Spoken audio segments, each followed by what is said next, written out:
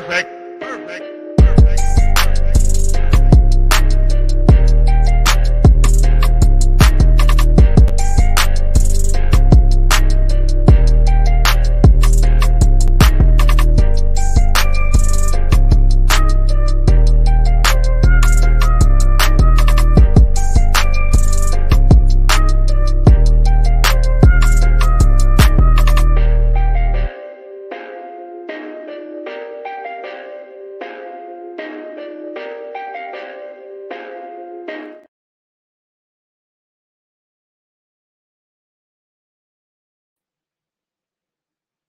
All right, everybody, what's going on? How y'all doing? Welcome to today's edition of SWAC Talk. Of course, this is the show that covers the SWAC inside and out, and I'm your tour guide around the SWAC. C-Wells coming at you.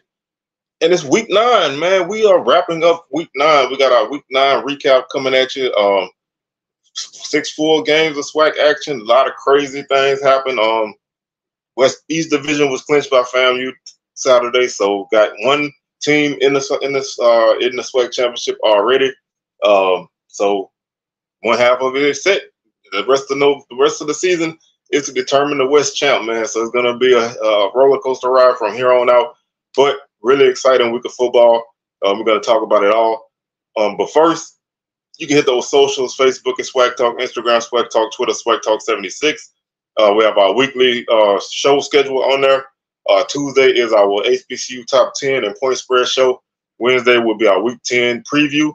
Thursday is SWAC Smoke Live, 6 p.m. Central, 7 p.m. Eastern. And Sunday is our Week 10 recap. So we are heading into home stretch. Separation Saturdays are here. And, man, it's time to go ahead and let's run it, man. So y'all make sure y'all subscribe to the channel if you haven't done so already. Like the video, share it, comment your thoughts on Week 9. And feel free to hit that join button if you'd like to become a member of the channel. If not, and you just want to donate to the show, you could hit the Cash App, $SWAC Talk. And all will be going back towards keeping the show up and going. So y'all make sure y'all rock with us, and we're going to keep rocking with y'all. The first game we have on the schedule today is Mississippi Valley and Alcorn. The Braves pick up a 24-3 victory in this one. This was, Alcorn basically controlled this game. They scored 10 points in the first quarter. Held Valley to only one field goal, obviously, and then finished the game with 2 touchdowns in the second half, one in the third quarter, one in the fourth quarter. Noah Kiani got Alcorn on the board first with a 23-yard field goal that kept the 11-play, 64-yard drive. It took 5:36 off the clock, so nice drive for Alcorn, opened up the game, put the Braves up 3-0 with 7 minutes and 5 seconds left. Jacorian Sewell ran a 62-yard touchdown run for the Braves. That was a two-play drive that only took 44 seconds. Braves led 10-0 after the extra point. Right before half, Alexander Davis would get a 38-yard field goal for Valley, which capped a 10-play, 44-yard drive. 10-3 would be the halftime score. Aaron Allen would get the Braves back on the board in the second half with a 11-yard touchdown run with 4:25 left in the third. Extra point good, 17-3. There was an 11-play drive that took 6 minutes and 9 seconds off the clock and went 70 yards. And then Jarvion Howard would wrap up the scoring in this game in the fourth quarter with 7:24 on the clock with a 30-yard run. Extra point good, 6 plays, 78 yards, 3:48 off the clock. So as you can see, Alcorn had three long drives. 3 long drives, two 11-play drives and 1 6-play drive, and then 1 explosive drive. So they basically did what they needed to do in this one against Valley. Valley finished with 13 first downs, the Braves 18. 98 yards on the ground for Valley, 3.3 yards per carry, no touchdowns. 214 on the ground for Alcorn, 31 carries, 6.9 yards per carry, 3 touchdowns. Valley 18 of 26. Passing, no touchdown, 1 interception, 65 yards. 17 of 25 for Alcorn, no touchdowns, 1 interception, 171 yards. Delta Devils, 163 yards of offense, 56 plays, 2.9 yards per play. They did fumble once and lose it. There are 6 penalties for 50 yards, 385 total offense for the Braves, 56 plays as well, 6.9 yards per play, no fumbles, 7 penalties for 70 yards. Valley punting for a 35-yard average, Alcorn 30-yard average. 29 minutes time of possession for Valley, 31 for Alcorn. Braves 3 of 10 on third down. Delta Devils 2 of 13. Both teams were 2 of 2 on fourth down. Valley never made it into the red zone, so solid defense for Alcorn to keep them from even getting into the red zone. Alcorn was 2 of 3 in the red zone. 1 sack for Valley, 4 for Alcorn. Alcorn made all the extra points, and they made the only field goal.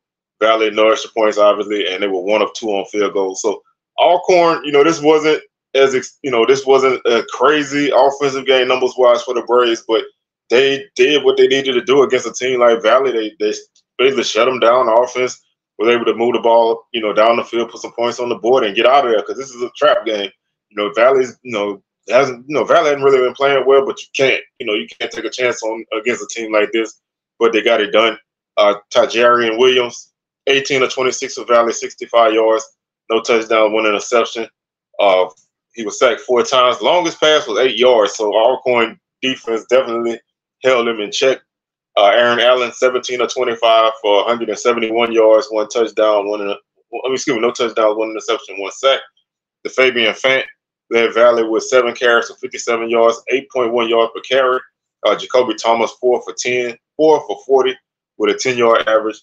Jarvion Howard, 13 carries for Alcorn, 13 carries, 97 yards, 1 touchdown, 7.5 yards per carry. Jacorian Sewell, 11 carries, 92 yards, 1 touchdown, average 8.4 yards per carry. So big game for him. 2 backs almost going over 100 yards apiece. This is a very solid night for your run game. Malik Myers led Valley with 4 catches for 17 yards. Carrick Ross also had 4 for 17. Montario Hunt had 5 catches for 78 yards to lead Alcorn. Valley was led in tackles by Jaron Fox with 12. Lucas Banks had 2 tackles for loss to lead the team, and Fox had the sack. And they had no forced fumbles or interceptions. Alcorn was led by Stamarion Edwards with 11 tackles on the night. Tackles for loss. Malachi Bailey had 3 to lead the defense. And Edwards had 1.5 sack to lead the defense as well. And Kenny had a forced fumble. So really solid. Like I said, this is kind of one of those by the book type games. You come out, you do what you got to do. You pick up the win. You don't make a lot of mistakes. You don't let the team hang around, and you get the victory. You get ready for your next game. So really solid effort for Alcorn as they move forward in their schedule. Valley still a lot of work ahead of them. They were able to win a game a couple weeks ago, but things are kind of going back to the way they were before. So they're gonna have to try to find a way to make some things happen in the future. Jackson State would defeat Pine Bluff by a score of 40-14. This was another game that basically one team basically controlled, and the other team didn't really have a chance. Jackson State scored the first 23 points of the game. They led 23-0 before Pine Bluff would even get on the board. And then in the second half, Jackson State would put 2 touchdowns on the board in the fourth quarter. Pine Bluff would put 1 on in the third to make the game what it was. But DJ Stevens started the game off for Jackson State with 14:29 left in the first quarter with a 70-yard touchdown pass from Jacoby and Morgan. Extra point good. Jackson State led 7-0 at that point. Hayden Hagler, first time really hearing his name this year. 4-yard pass from Morgan. Extra point no good. 9 plays. 65-yard drive, took 3:40 off the clock. 13-0 there. Dylan Watson would get a 24-yard field goal for Jackson State to put the Tigers up 16-0. And then DJ Stevens will get his second touchdown of the game, 25 yards out from Morgan. Extra point was good. The extra point the extra point was made by Leilani Armenta, who is the female kicker. So she's the first HBCU kicker, I think D1 kicker to score points. So first female D1 HBCU kicker to score points. So that's a historic moment right there. She made an extra point there, giving Jackson State a 23-0 lead. Kirsten Rogers finally got Pine Bluff on the board with 128 left in the half with a 1-yard run. Extra point was good, 23-7. Watson would kick a field goal with no time left in the first half from 29 yards out to send JSU into the half up 26-7. Makai Higgins First time he's seen some action in quite a while. He will run a 20-yard touchdown run in the third quarter with 11:13 left to to put Pine Bluff behind 26-14 after the extra point. Fabian McCray will catch a 32-yard pass from Morgan for Jackson State with 9:36 left in the game. In the game, extra point was good, 33-14. And then DJ Stevens again, 4-yard pass from Morgan, extra point good, 40-14. JSU will win this game going away. No real trouble for JSU in this game. 21 first downs for the Tigers, 17 first downs for the Golden Lions. 102 yards for Jackson State on the ground. Not one of their best rushing efforts. 3.4 yards per carry, 30 carries, no touchdowns. Pine Bluff, 97 yards on the ground, 32 carries, 3 yards per carry, 2 touchdowns. 373 through the air for Jackson State. Big game through the air. 26-36, 5 touchdowns, 1 interception. 130 yards for Pine Bluff through the air, 20 of 35. No touchdowns, 1 interception. 475 yards for Jackson State. Total offense, 66 plays, 7.2 yards per play. They fumbled once but didn't lose it. 7 penalties for 66 yards. Pine Bluff, 227. Total offense on 67 plays, 3.4 yards per play. They fumbled once and lost it, and they had 4 penalties for 25 yards. So not a highly penalized game. Jackson State, 46 yards per punt average, so they got the punting game back on track. 36-yard average for Pine Bluff on 6 punts. 26-43 time of possession for the Tigers. 33-17 for the Golden Lions. 8 of 14 on third down for Jackson State. Really, really good there. No fourth down attempts. Pine Bluff was only 1 of 11 on third down, but they were 3 or 4 on fourth down. This team is falling apart. I mean, there's no real way to say it. I mean, obviously they had only won, one game at this point in the season, but earlier in the season they looked like they were being pretty competitive.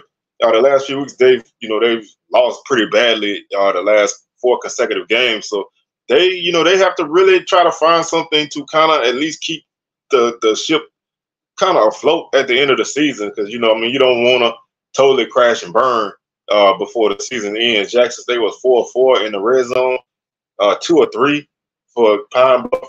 Jackson State 5 sacks. Pine Bluff 4 of 5 on extra points for Jackson State. 2 for 2 for Pine Bluff. Jackson State made both their field goals. Pine Bluff didn't attempt a field goal. Individually, Jacoby and Morgan, 26 of 36, 5 touchdowns, 1 interception, 373 yards. One interception, like I said, 5 touchdowns. He was sacked 4 times. Definitely a candidate for player of the week. I have to look at the rest of the games, but definitely a candidate for player of the week right there on offense.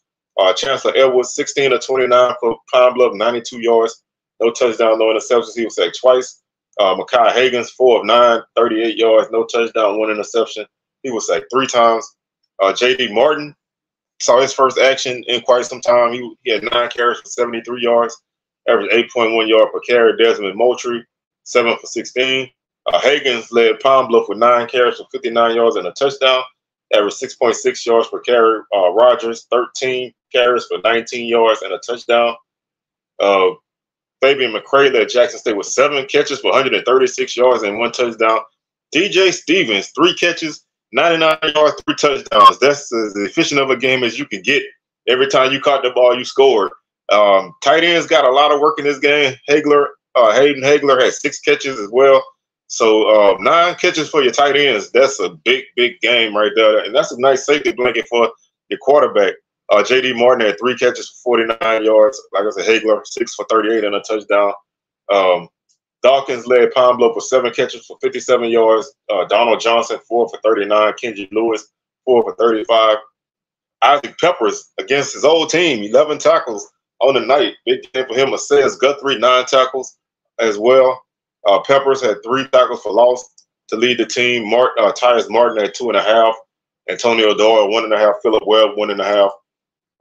Martin, 1.5 sacks on the night to lead the defense, and interception was by Antonio Doyle. So Jackson State continues to rack up interceptions. They're like a top 5 team in the country in interceptions. They definitely have been ball hawking this season. Rico Dozier, 11 tackles to lead the Golden Lions. They also have 1 tackle for loss. Isaiah Ward led the defense with 2 tackles for loss and 2 sacks. And Cameron Rutherford had a forced fumble.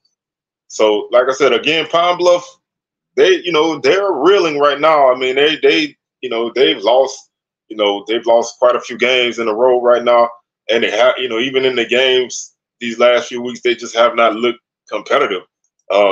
Double-digit losses in all of their last 4 games. So they have to find some kind of momentum before the end of the season. You don't want to close out the season on a bad run. Grambling defeated Bethune-Cookman 28-14. Grambling rolled a 21-point first quarter to a victory. Bethune-Cookman couldn't really get anything going necessarily on offense, but they were able to score 2 touchdowns on fumble recoveries, 2 scoop and scores. That was basically the difference in this game. Pine Bluff, I think I read that wrong, but I thought they had a fumble recovery, but it looked like they had a touchdown. Sorry. 13:23 left in the first quarter. Tink Boyd, 58-yard run for Bethune-Cookman. Extra point was good. Four plays, 67 yards. 7-0. The Wildcats led after the first couple minutes of the game. Devontae Webster will get a fumble recovery touchdown for Grambling to make the score 7-7. Chance Williams will get 2 touchdowns in the first quarter, 1 from 3 yards out and 1 from 61 yards out, to put Grambling up 21-7. And then Omari Hill Robinson will get a 77-yard fumble recovery for Bethune-Cookman, a scoop and score, extra point good, 21-14. And that will be our halftime score. And that score will remain the same until 9:11 left in the game when Floyd Chalk ran a 34-yard touchdown. Extra point was good. And that gave Grambling a 28-14 lead, and they would win that game by that margin. Bethune-Cookman 11 first downs, Grambling 15, 96 yards on the ground for the Wildcats, 40 carries, 2.4 yards per carry, and 1 touchdown. 168 yards on the ground for Grambling, 36 carries, 4.7 yards per carry, 3 touchdowns. 81 yards through the air for Bethune-Cookman. Another game of really poor offense. 9 of 27, no touchdowns, 3 interceptions. Grambling was 13 of 25 for 163 yards, no touchdowns, no interceptions. 177 yards of offense for Bethune-Cookman, 67 plays, 2.6 yards per play, 3 fumbles. They lost 1. They had 4 penalties for 27 yards. 331 yards of offense for Grambling, 61 plays, 5.4 yards per play, 1 fumble. They lost it. 8 penalties for 59 yards. There was a lot of bad offense in the conference this week, and honestly, this may not have even been the worst offensive performance that Bethune-Cookman put up this week. So that was another team who put up a worse performance on offense to an extent, and that's just not good for anybody right now. Bethune-Cookman 48-yard average per punt, Grambling 41. So both punters did a lot of work, and they did good jobs punting the ball. Combined 5 punts of 50+ yards. A combined 8 punts inside the 20. So this became a field position game after the first quarter.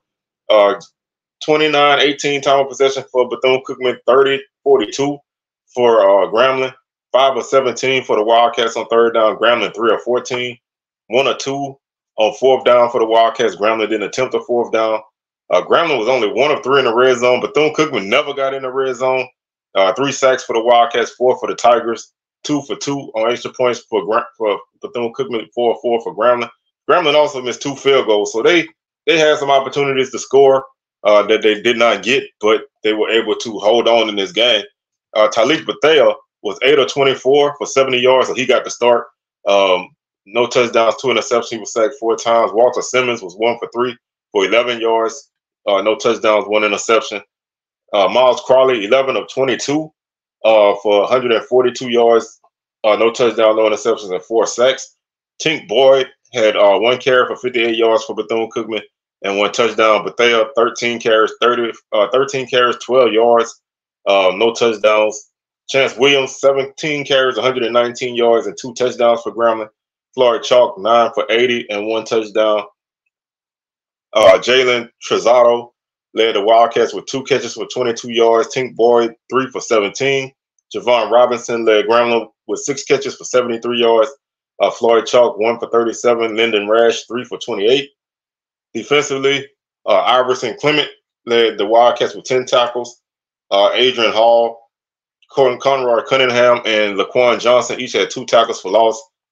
Sparrow, Johnson, and Cunningham each had 1 sack apiece. Forced fumble, Hall had a forced fumble, no interceptions. Grambling was led in tackles by Sunday Otter Anderson with 12. Lewis Matthews had 8. Anderson had 3.5 tackles for loss.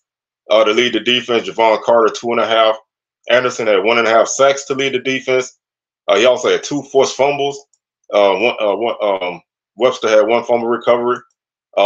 Lee, Johnson, and Henry each had an interception in this game. So big game for Sunday Otter Anderson. 12 tackles, 3.5 tackles for loss, 1.5 sack, 2 forced fumbles. Possibly defensive player of the week numbers right now. So really good game for him. He hadn't really had a lot of big games this season. This was a big game for him. It came at a good time. You know, they needed to get a win coming off of 2 straight losses against a pesky opponent. They were able to shut that down and get them a victory. So really good game now for Bethune-Cookman as they were able to, really good win for Grambling as they were able to right the ship, sending the Wildcats back to Daytona as they continue to kind of struggle. You know, they having a hard time under Coach Woody in his first year. They have some work to do. Have to try to find a way to get that offense going. They head back to take on Valley next week, and we'll go over the schedule in a few minutes. FAMU beat Prairie View 45-7 on homecoming. This victory, combined with the results of our game of the week, gave FAMU the outright. Basically, they clinched the East Division. They can't finish any worse than a tie with anybody if they lose their last 2 games. So they have basically won the East Division. They're heading to the SWAC championship game and probably will be playing this game in Bragg. So really big game for FAMU. Homecoming blowout victories, clinched the championship. Played probably your best first half since the Jackson State game. Just an all-around solid effort for the Rattlers. Prairie View, they seemed like they were going to be game, but they just couldn't keep it going. FAMU would basically scored 28 points in the first half. 21 points in the first half to kind of keep this game under control for them. Terrell Jennings will get a 3-yard touchdown run to open up the scoring for the Rattlers, 7-0. Nicholas Dixon will catch a 36-yard pass from Jeremy Musa, made the score 14-0 after the extra point. That came with 2:02 left in the first. Trejon Spiller will get the Panthers on the board with 5 minutes and 6 seconds left in the second quarter with a 21-yard pass from Trezon Connolly, 14-7. And then the Rattlers will score the rest of the points in this game. Jeremiah Pruitt will get a 4-yard pass from Musa right before half to make the score 21-7 after the extra point. Halftime score 21-7. Jamari Shareed, a 52-yard pass from Musa with 13:39 left in the third. Extra point good, 28-7. Cameron Gillis will kick a 27-yard field goal with 5:38 left in the game. Left in the third. That would make the score 31-7. With 7:37 left in the fourth quarter, Kelvin Dean will get a 6-yard touchdown run for the Rattlers, 38-7. Then Tevin Griffey, obviously Ken Griffey Jr.'s son, will get a 10-yard interception, pick 6, 45-7. I know. Old Ken was on the sideline taking cameras as a proud pops. Big play for his son now, homecoming, wrapping up the victory, 45-7 Rattlers. 14 first downs for Prairie View, 17 for FAMU, 127 on the ground for the Panthers, 3 yards per carry, 42 carries, 181 yards on the ground for the Rattlers, 29 carries, 6.2 yards per carry, 2 touchdowns, 93 yards through the air for Prairie View. This offense this season has just been, they've been not good this year. I mean, the run game is not bad, but it's not the level that it was last year. The passing game has not been as great, at least consistency-wise. 93 yards, 9 of 24, 1 touchdown, 3 interceptions, 272 yards through the air for the Rattlers, 14 of 25, 3 touchdowns, 1 interception, 220 yards for Prairie View, 66 plays, 3.3 yards per play, no fumbles, 7 penalties, 51 yards, 453 Total offense for the Rattlers, 54 plays, 8.4 yards per play. They did fumble once and lost it. They had 4 penalties for 40 yards. This, like I said, we hadn't seen FAMU play a complete game, and this is probably, their best game of the season. I mean, they had a great first half. They had a great second half. They didn't have that first half loss. They didn't have to score a ton of points in the second half to come back or to, slam the door on somebody. They won this game outright, and they controlled it from start to finish. So this is how you win a championship. This is how you clinch a division. You come out, and you slam the door on your opponent, and you get the dub, and you send your fans home happy on homecoming. Prairie View 36 yard per punt average, FAMU 27. 32-minute, 55-second time of possession for the Panthers, 27:05 for the Rattlers, 5 of 17 for Prairie View on third down, 5 of 10 for FAMU. Prairie View was 2 of 3 on fourth down. FAMU didn't attempt a fourth down, excuse me. 0 for 0 in the red zone for the Panthers. This is like the third or fourth team today that did not get into the red zone. They did not make a red zone attempt. FAMU was 4 of 4 in the red zone. 1 sack for Prairie View, 3 for FAMU. 1 for 1 on extra points for the Panthers. The Rattlers 6 of 6. Prairie View didn't attempt a field goal. FAMU was 1 for 1. Chazon Connolly was 9 of 24 for 93 yards, 1 touchdown, 3 interceptions, 3 sacks. Jeremy Musa, 14 of 25, 272 yards, 3 touchdowns, 1 interception, 1 sack. Caleb Johnson, 10 carries for 60 yards for the Panthers. Jamarius Brooks, 9 for 28. Bloomfield, 2 for 20. Jaquez Yant led the Rattlers with 9 carries for 63 yards. Terrell Jennings, 70 for 54 and a touchdown. Kelvin Dean, 6 for 38 and a touchdown. Trejon Spiller, 4 catches, 54 yards for the Panthers, 1 touchdown. Jamari Sharif, 4 for 76 and a touchdown. Kamari Young, 1 for 59. David Manigo, 2 for 38. Nicholas Dixon, 1 for 36 and a touchdown. Derek Ray led the Panthers with 5 tackles on defense. Ray also had 2 tackles for loss. And Darren Vasquez had the 1 sack.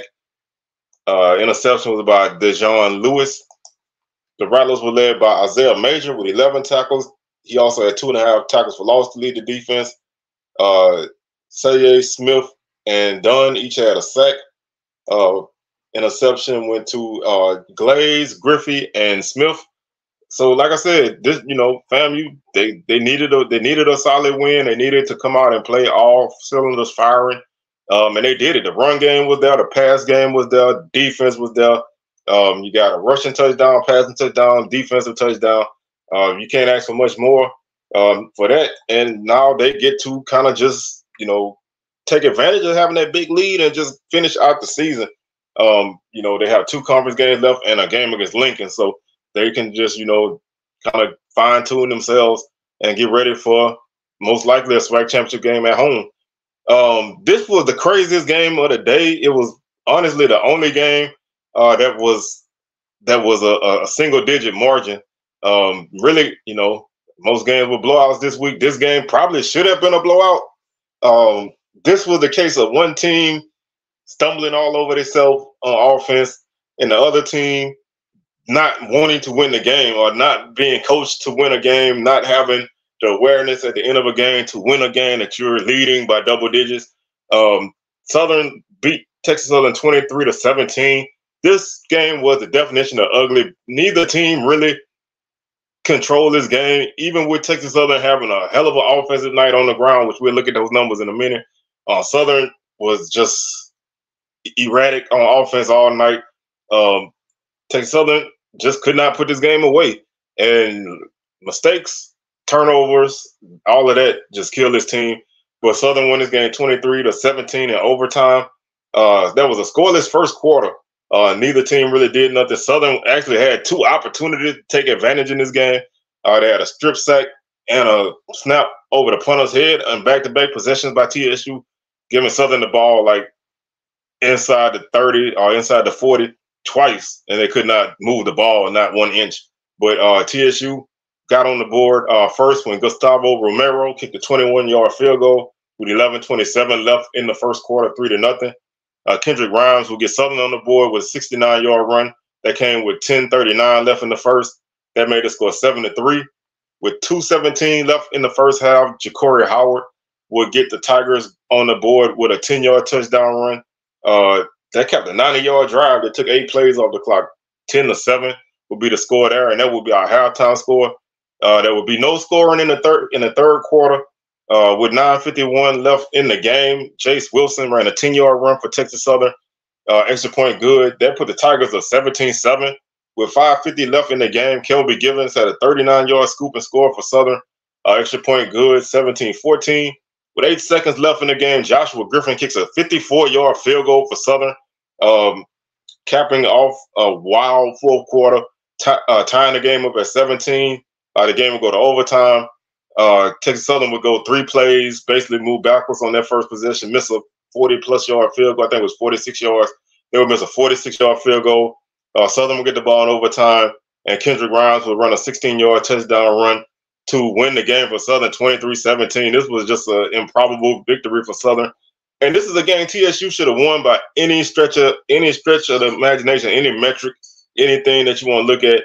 TSU should have won this game. TSU had 26 first downs. Southern only had 11.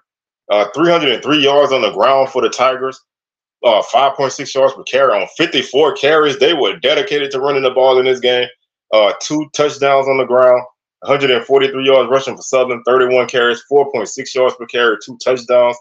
140 yards through the air for the Tigers. 16 of 23. No touchdowns, 1 interception. 58 yards through the air for Southern. 8 of 26 passing. No touchdowns, 1 interception. Not a good night at all for Southern offensively. 443 yards of offense for Texas Southern, 77 plays, 5.8 yards per play. They fumbled 3 times and lost 2. They had 16 penalties for 143 yards. That's going to 3 turnovers and 16 penalties is going to hurt you every game. Like I said, if you want to see why this team lost the game, that's a big reason right there. They could never knock Southern out because they kept getting in their own way. Southern 201 yards of offense. 57 plays, 3.5 yards per play. They did fumble once and lost it. They had 7 penalties for 64 yards. 36-yard average for Texas Southern, 44 for Southern on punts. 37.08 time of possession for Texas Southern, 52 for Southern. 6 of 13 for Texas Southern on third down. Southern 3 of 13. 0 for 2 on fourth down for the Tigers. 1 for 3 for Southern. 3 of 5 in the red zone for Texas Southern. 1 of 2 in the red zone for Southern. TSU 5 sacks, Southern 1. Both teams made both the extra points. They both were 1 for 2 on field goals. Jace Wilson, 63 of 23, 140 yards, no touchdowns, 1 interception, 1 sack.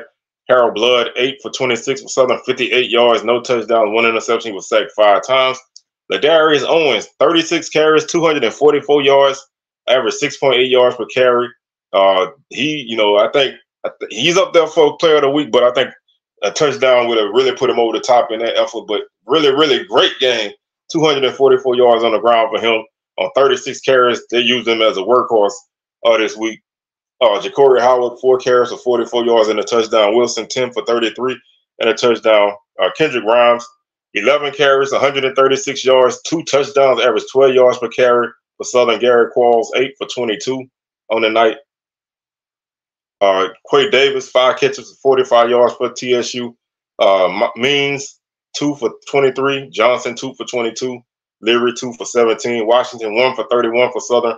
Jalen Howard, 3 for 24 through the air. Isaiah Bargerty, 11 tackles on the night. Jacob Williams, 3 tackles for loss. Javius Williams, 2 tackles for loss. Both Williams each had 2 sacks. Forced fumble was by Simmons. He also had a fumble recovery. Interception was by Ja'Cory Benjamin. Southern was led by Derek Williams with 13 tackles. Jordan Carter with 12 tackles for loss. Kelby Givens had 2 tackles for loss on the night. Also had a sack and a forced fumble, and also had that fumble recovery for a touchdown. And Jordan Carter had an interception for Southern. Like I said, this sitting at that game, it's still kind of crazy to believe Southern won that game. TSU, through all stretch of the imagination, should have won that game. This is the second game that you had a double-digit lead in the fourth quarter and you lost it in conference play. There's a lot of what ifs for TSU this season. I mean, this team has talent. This is not an untalented team. This is a team that could have been in the thick of the race. They just some kind of way they just can't seal the deal. Southern escaped by the skin of their teeth. I think the reality is this is what Southern is. They don't have, they don't play good offense. I mean, I'm just gonna be honest with you. Defensively, they gave up a lot of yards on the ground this week. They bent, but they never broke. They always found a way to get that stop that they needed. Even with the chips, when the chips was down, they found a way to get the stops that they needed. The offense kicked in at the last second, and solid special teams. Is this sustainable? Probably not. And the air in this balloon could probably come out at any second. But when you're trying to win a division championship, you got to do what you got to do. And if you got to play ugly to win, then you got to play ugly to win. I mean, of course, everybody love great offense, or at least consistent offense. We all do.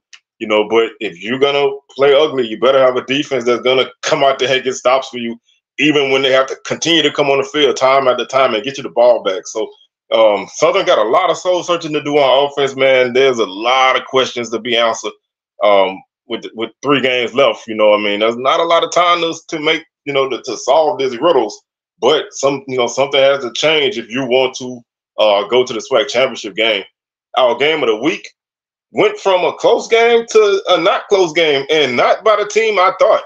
31 points for the Hornets, man. Big game for them. Like I said, crazy things happened in this game. ASU was able to really take control of this game and win this game 31-16 over the Bulldogs, and winning the Magic City Classic, giving them a chance if they went out to finish second place, which is really good. I mean, of course, you want to finish first, but you didn't get that. I mean, having a second place finish with a team that hasn't played the best offensively is definitely a feather in your cap. A&M still got a lot of questions to answer. I think you came into this game as the favorite, and you just got beat, and there's a lot of questions that have to be answered. Robert McMinn, that's the guy I love on punt returns. He got a 48-yard punt return to open the scoring for the Hornets. Extra point was good, 7-0. Xavier Langford tied the game up at 7 on a 1-yard run after the extra point. That would end the first quarter 7-7. Jaden John would get a 26-yard field goal for the Hornets with 3:34 left in the first half, 10-7. Terrell Gardner would catch a 39-yard pass from Langford to make the score 14-10 with 19 seconds left in the second quarter. Keyshawn Johnson would catch a 47-yard Hail Mary from Damon Stewart with no time left in the first half. Extra point good. Hornets going into the half up 17-14. Now, if they don't score there, who knows? But they were able to score there, and then they were able to score early in the third quarter when James Burgess got a 60-yard blocked field goal return for a touchdown, putting the Hornets up 24-14. Jawan Howell would get an 8-yard touchdown run with 5:02 left in the game to make the score 31-14 before A&M got a safety at the end of the game to make the final score of 14-16. So this game really changed on that Hail Mary to me. That play really changed some things. ASU was able to get 2 special teams touchdowns. Not a great offensive game for the Hornets, but just like last year, they didn't play great offensively, but they were able to still win this game because their defense played solid and the special teams were really good in this game.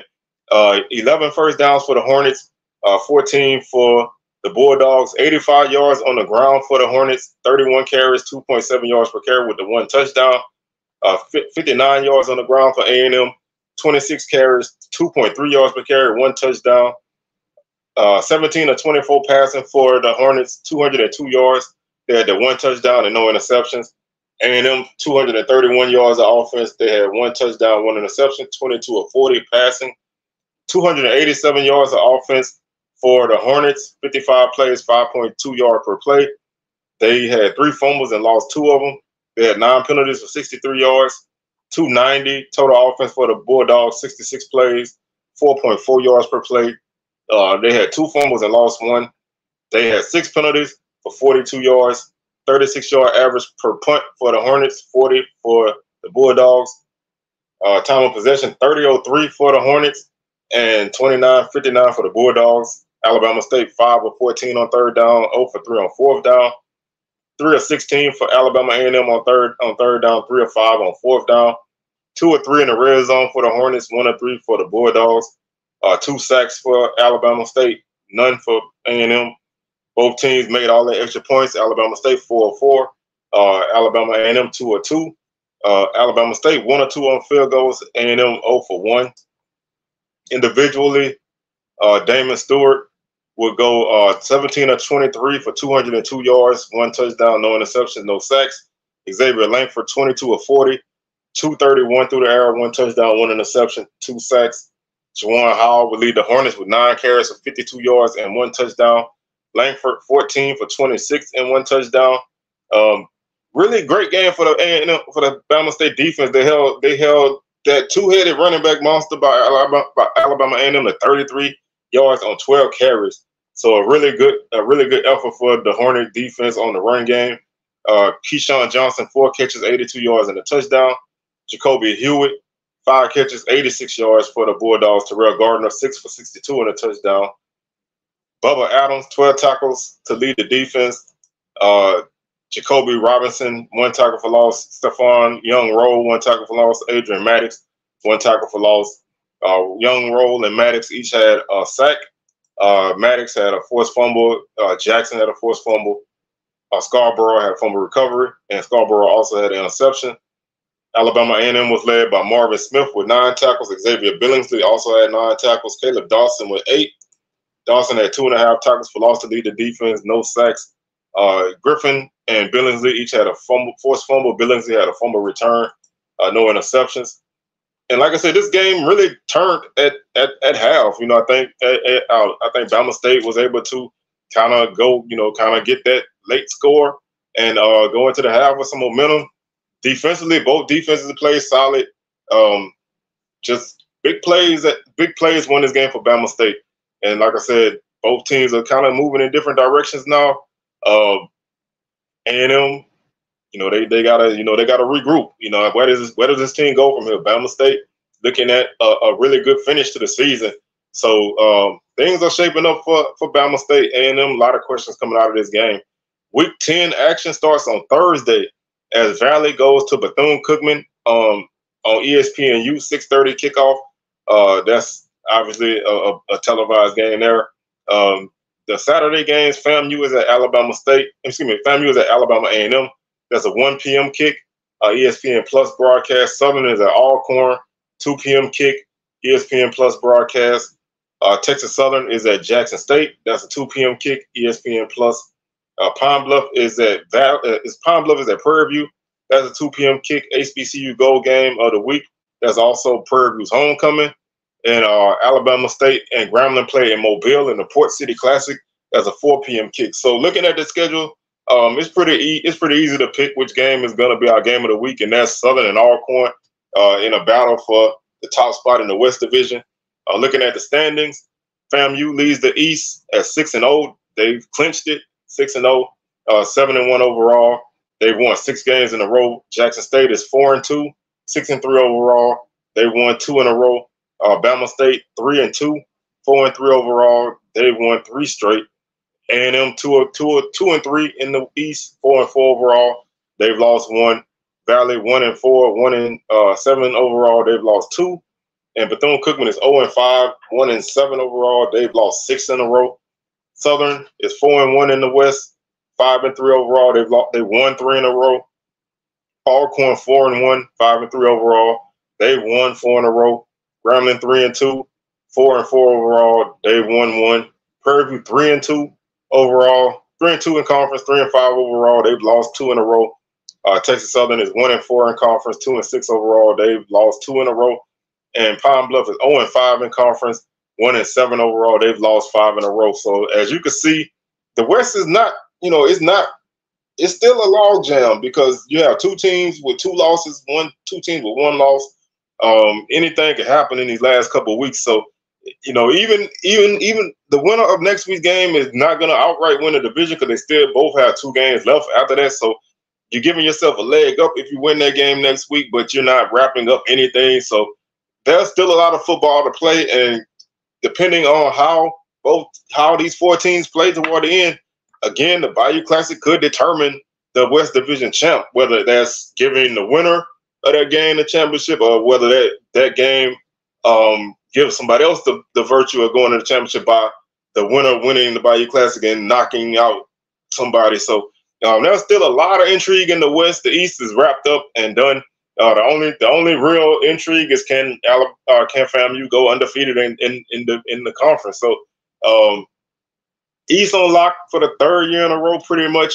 The West is a chaotic race pretty much to the end. So buckle up and get ready. So that's gonna do it for today's show, man. I thank y'all for tuning in with us. We got our HBCU top 10 and our point spread show coming at you on Tuesday. Week 10 preview on Wednesday. SWAC Smoke 6 p.m. Central, 7 p.m. Eastern on Thursday, and our Week 10 recap coming at you on Sunday. So with that being said, I'm your tour guide around the SWAC, C-Well, signing out, man. I'm going to catch y'all on the rebound. Peace.